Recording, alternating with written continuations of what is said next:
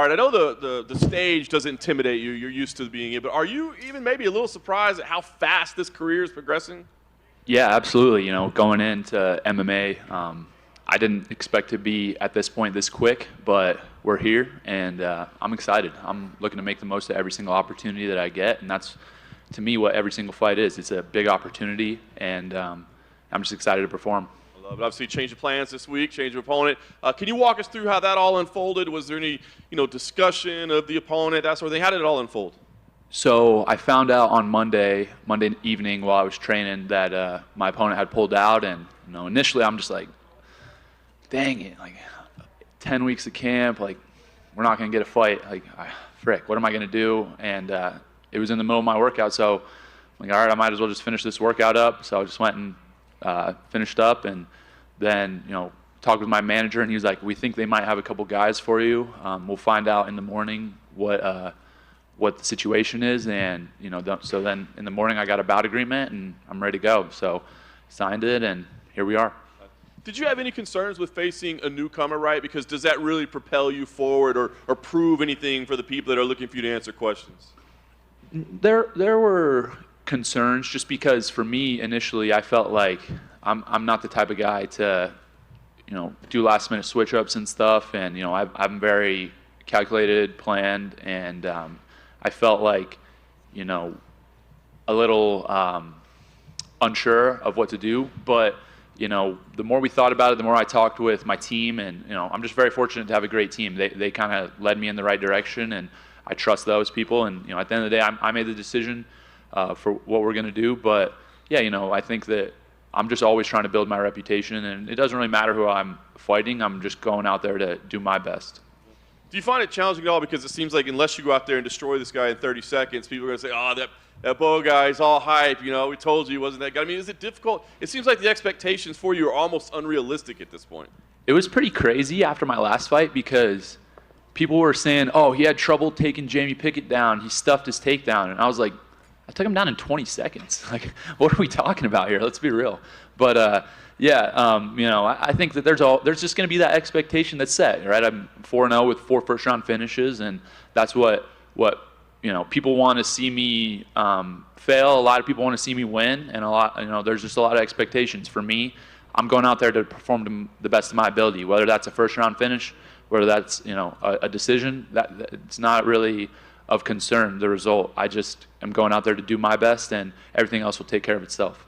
Nice. Last thing for me, you go out there and you do pick up this victory. How do you see your career progressing? Like you say, you didn't see it going this fast. I mean, are you already thinking, like, am I ready for ranked opposition, or is that ridiculous to even consider at this point in your career? Like, how do you see it progressing from this moment? The main thing that I'm focused on is just improving, getting better. My pro debut was June of last year, so I'm 13 months into my professional career, and I'll have my 5th fight, and it's going fast. But I have a great team around me. I have a lot of people that are supporting me who have tons and tons of experience, and I lean on them a lot. So I'm just focused on doing what I can do, getting better, improving every day, and like I said, again, everything else will take care of itself. Well, over here, I'm curious, like, given this was such a short notice fight, how much did your background as like a collegiate wrestler, because you're going to have to wrestle 3-4 times a night, you might not know who the final 3 opponents are going to be before the first match? Yeah, exactly. That was something that I referenced right away, just because it's, I think, a huge advantage for me.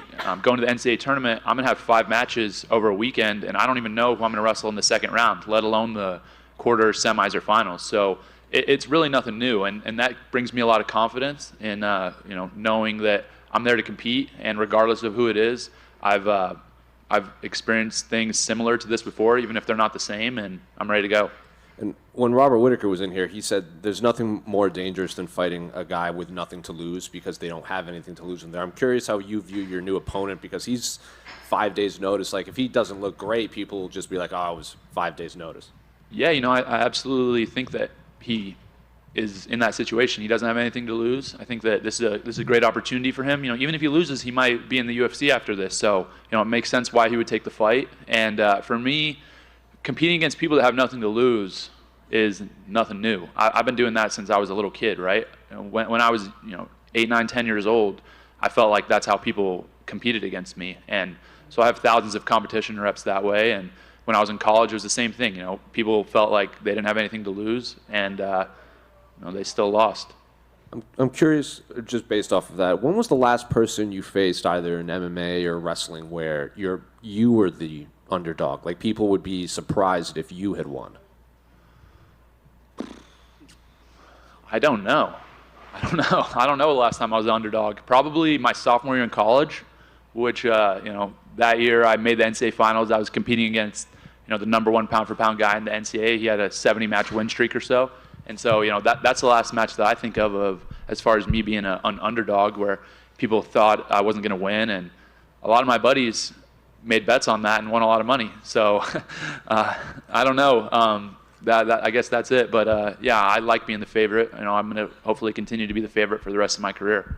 And then final one for me. I know you're young in your career, but Saturday is going to be Robbie Lawler's final fight of his MMA career. So I'm curious, like, coming up, did you, as a wrestling fan and a wrestler, did you have a favorite Robbie Lawler memory or fight when you were watching?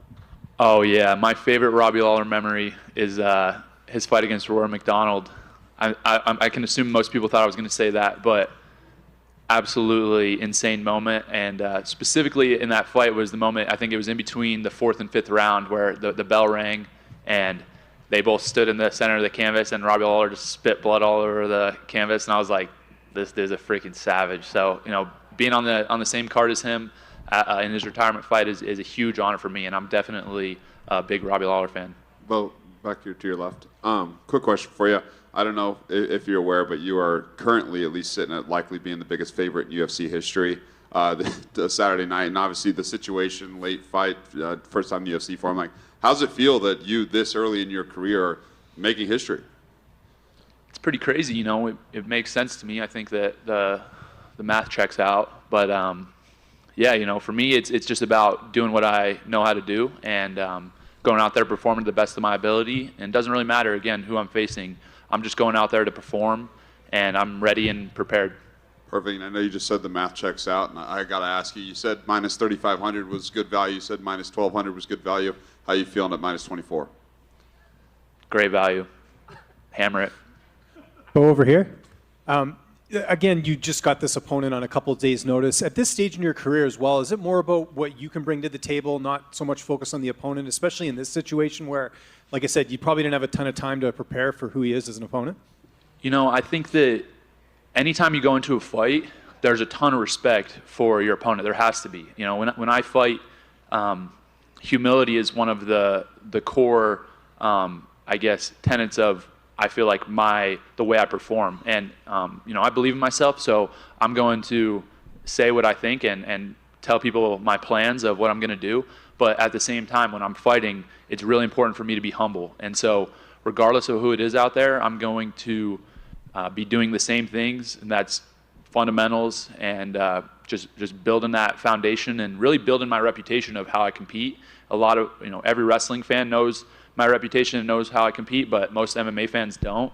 And so I'm just going to continue to build that reputation, like I said, amongst fans and amongst fighters the same. Is your sort of expectation after this fight maybe getting a ranked opponent after this, or is that something you sort of talk to the UFC, talk to your management, kind of reassess after this one? Because I think when you were fighting Trayshawn initially, that was kind of the thought. I'll for sure reassess, because to me, this is my main focus. I'm focused on Saturday. I don't ever overlook an opponent. I don't ever plan too far ahead. I'm really focused on this one, and so after it's over, we'll reassess. I'll talk with my team, and we'll make a decision. And just last one from me. I know you still kind of keep tabs in the wrestling community. Do you kind of feel like we're going to see more wrestlers come over to MMA, people like yourself, having success, getting a lot of attention? Do you see more wrestlers kind of making that move? Yeah, I absolutely see a lot of wrestlers making that move. I think it's a natural path, and it makes a lot of sense. There's a lot of people that I communicate with that want to fight, that being my teammates. Anthony Casari's a 1-0 pro already. He's looking to continue to improve and hopefully be in the UFC as well soon. So if you're a 205er, you want to fight, hit up my boy, because he can't get a fight. But yeah, and then we have a ton of college guys that are in there training with me at American Top Team and who want to transition to fighting. Roman Bravo Young just had a grappling match last week on Fight Pass. So I think that we're going to continue to build, and I'm going to continue to do my thing, and I want to be a team, right? Like, I like having people around me that are like-minded, and so I want to bring a new team into MMA and perform well. Hey, Bo. Like you said, you've only been a pro for 13 months, and part of that you had a couple of amateur fights. Coming from the wrestling community, what do you think of the MMA community thus far? The MMA community is definitely different than the wrestling community. I didn't really have expectations going in, but I feel like it's just massive. There's such a big platform, and the sport's so young and it's growing so fast that it's just a really cool position to be in as a fighter. I think as a fan, it's a really cool position to be in as well, because you're always seeing new, unprecedented things. And so, I think that obviously I have the support of the wrestling community, and hopefully I continue to perform well and gain more support from the MMA community. Like, what are your thoughts on the extreme fandom, right? Like you said, like if you don't go in there and start this guy within 15 seconds, you're a bum. Or if you don't take this guy down in 7 seconds, you're a bum. Like, what are your thoughts on that? It's interesting. It's a really interesting perspective to have, because most people that are saying these things have never fought, never trained, never performed in any way, and so they really can't relate. So for me, there's no judgment going towards them, because there's no basis or foundation of their ability to relate to that situation. So I want to meet them where they're at with grace and understand that that's their mindset. And for me, it really there's not much I can do about that besides be friendly and compete to the best of my ability, hopefully put on a show. And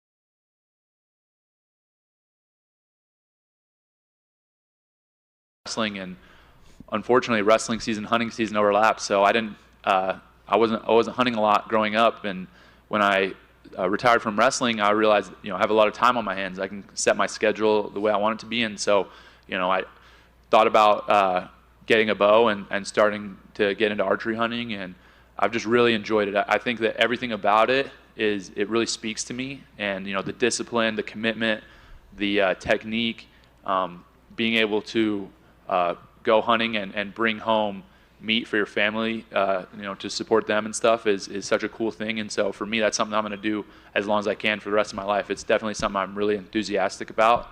And yeah, anything I do, I'm going to try to get better at it and improve. And so, yeah, I'm always watching videos, studying archery, watching hunting videos and stuff like that, because I just love it. Bo, just over here, at the back here. Just curious, obviously there's a big middleweight fight at the top of the card.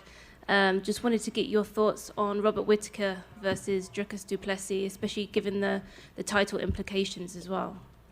I think it'll be a great fight. I think both those guys have a lot of experience, and have been able to have great performances.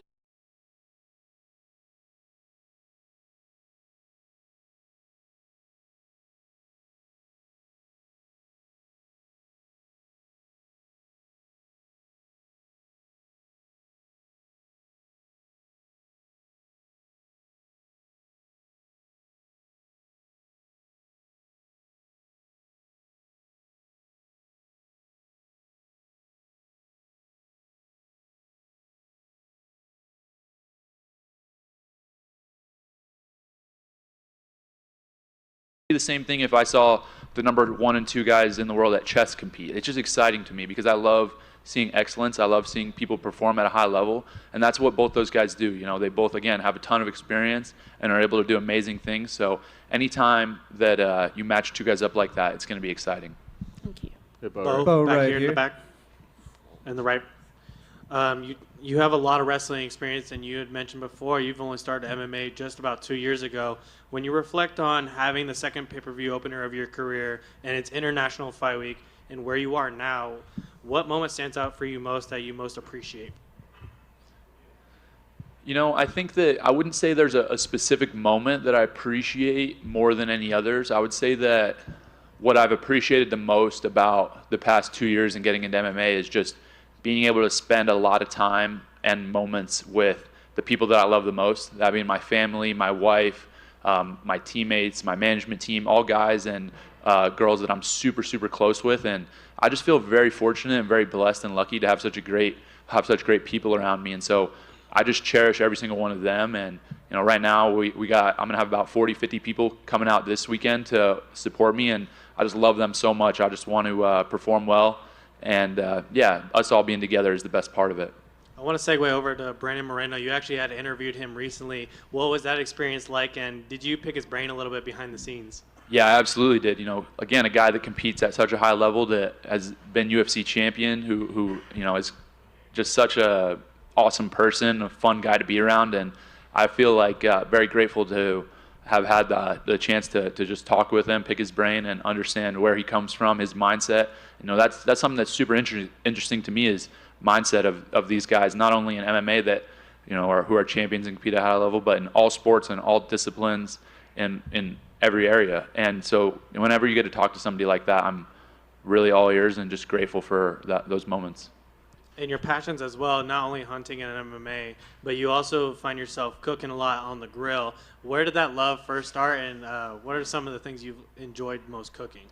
I grew up from 9th grade through 12th in Texas, and barbecue is just such a huge part of the culture there. And so my dad was always grilling, smoking meats, and that was the same. You'd go over to a friend's house on the weekend, they would do a brisket, and so that's just something that was really ingrained in me culturally, and something that I loved. And I think, again, what's the best part about that is it's not grilling the meat and not making something taste amazing, but it's who you're with. And so for me, being with my family, with my friends, the people that I'm close with, being able to share that with them, that's what I love about it the most. Thank you. Hey, Bo, back to your left. There's always one clip that goes around, and it's of Islam Makhachev thinking that he can take down Jordan Burroughs.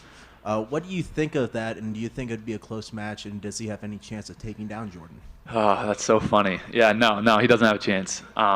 Jordan Burroughs, 7-time world champion, one of the greatest, not only American, but greatest wrestlers, period, in the world that anyone's ever seen. So, I don't really think that's a competitive situation, given that Islam doesn't really come from a wrestling background. You throw him in Sambo or in MMA, it's different. But in wrestling, it's not close. And then can you talk about more like the growth of ATT Happy Valley, obviously being a somewhat of a new gym? Can you just talk about that more and how the growth is for you there? ATT Happy Valley, we've been growing a ton. We have a great coaching staff there with Ayulton Barboza and him running the jiu-jitsu, and we're going to continue to build. We have 3 pro fighters right now. We have a bunch of amateurs coming up, and the gym's small, right? We have less than 10 guys, but we're looking to continue to build and really take wrestling-based athletes into the next level of MMA and help them grow and perform. So if you're a wrestler out there that is interested in fighting, you can absolutely hit me up, and we have room on the team to grow. But it's just a start. So same as me in my career, it's on the up and up. ATT Happy Valley, we're going to be one of the premier gyms in the world shortly. Thank you. Bo, just right here. Oh, yeah, go ahead. Bo, right here. Going back to your interview with Brandon, I mean, you got some reporters over here trying to work, and you're here taking our jobs. I was just wondering, is this a more common thing you want to get involved with to be on our side of the table? Yeah, absolutely. I just really appreciate learning anything, but especially about mindset. Mindset's something that is super interesting to me, and how people deal with pressure and perform, and what they do day in and day out to be able to just be who they are. And so, I'm starting a little podcast with Better, which is a sports betting platform, but I'm going to handle a lot of the media and as far as the combat sports go. And I'm just looking to interview people and kind of get insights to their mindset. But definitely not. I mean, if you guys got pointers for me, let me know. Shoot me a DM. Hey, man, I got you. To talk about it, though, do you have any guys on your list right now that you'd really want to start interviewing first? There are a ton of people, a ton of fighters. I would love to interview, let me think. There's a lot, but I don't want to name names and leave people out. But, a few fighters I'd be interested in interviewing, probably, I like Corey Sandhagen, I like Sean O'Malley, I like Cheeto Vera. All those guys are in the same weight, too, which is really interesting. But anybody that's doing things at a high level, again, doesn't have to be MMA. It could be boxing, it could be music, it could be business. Those are the people that I want to surround myself with and learn from. Random question. Do you plan to grow out your hair again anytime soon? The hair thing is interesting because it takes a while to get it to where I had it, and it's a lot of commitment and effort. And I'm fighting and turning around pretty quick, so I don't really have time to let it get to where I want it to be. So I'd have to take some time off of fighting, but I don't know if I'm willing to do that, so probably not. Just last thing. First time a lot of us met you was last year at International Fight Week on Radio Row. You were coming by doing the interviews, and you kind of predicted this is where you would almost be a year from now. If we could ask you again now, where do you think you will be next International Fight Week next summer? International Fight Week next summer, I plan on, at minimum, being fighting ranked opponents and getting right up in there in title contention. And so, hopefully I can continue to get fights. The most important part about that is getting fights, getting opponents, getting the right opponents. But I think at that point, I'll be closing in on my goals of being UFC champ.